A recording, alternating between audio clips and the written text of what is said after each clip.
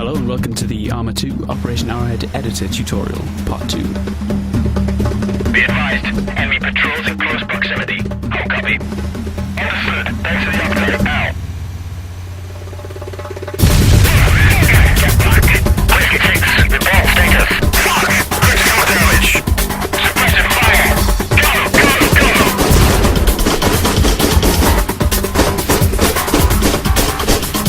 Here we're going to take the prototype mission that we created in Part 1, deploy some more advanced editing techniques, and take this mission to Alpha. If you've missed Part 1, we strongly suggest you check it out, where we created the prototype mission and took a look at all of the basic tools at your disposal. But now, let's move on to take a look at randomization, the functions manager and config viewer, and achieve some basic SQF scripting. To start, let's complicate our Blue 4 patrol by inserting an improvised explosive device. To do this, use the Units tool and click on the map where you'd like to place it.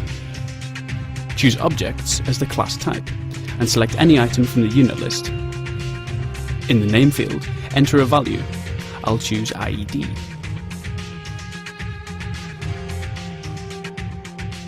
To make the mission more dynamic, let's randomize the object's position. To achieve this, we'll need to add some markers and select the empty type, which ensures that they're not visible to the player. Using the Groups tool, click from the marker to the IED object. This means that the object will appear at any of these three positions. So far, we've only modified the mission within the game's editor interface. However, to deploy more advanced techniques, we need to find the directory where the mission is located. By default, this directory is found in My Documents, /arma2/mission. So, opening it up, we should see the mission.sqm, which is the mission output from the in-game editor. Now, we need to create a new file, which will hold our script. To get started, let's open our favorite text editor, or just Notepad by default.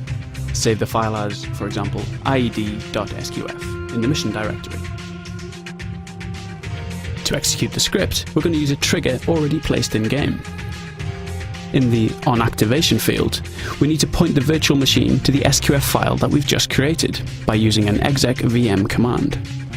The name of the script should be identical to the SQF file that we just created a moment ago. So, now we've pointed the mission to the script file, we need to put some functions in it. But before we do that, let's take a look at some of the functions already at your disposal. To do this, it's necessary to show you a couple of interfaces, specifically the Functions Manager and Config Viewer. The Config Viewer lets you see all of the game's configuration files, for example, a list of ammunition, like artillery shells. Don't worry too much about how to access these interfaces for the moment. Rather, it's only important to know that they exist and what they can be used for.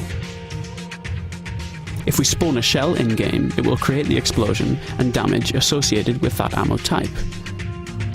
We can copy and paste the required information directly to our SQF file and use it to create an array of potential explosions.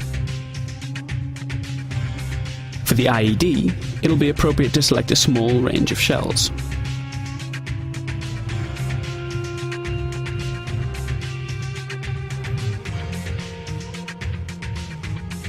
Then, we can use a function to determine which ammo type is selected from the array and spawned in the mission.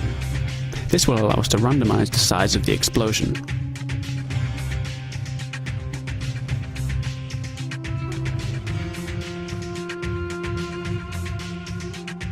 So, now we've ensured that both the location and the scale of the IED attack will be dynamic, simply by implementing a few commands.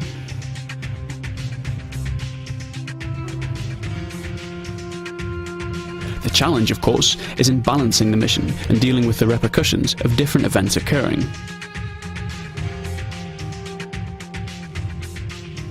Well, that brings us to the end of this tutorial. I hope you found it interesting and will be inspired to create your own dynamic missions in Arma 2 Operation Arrowhead.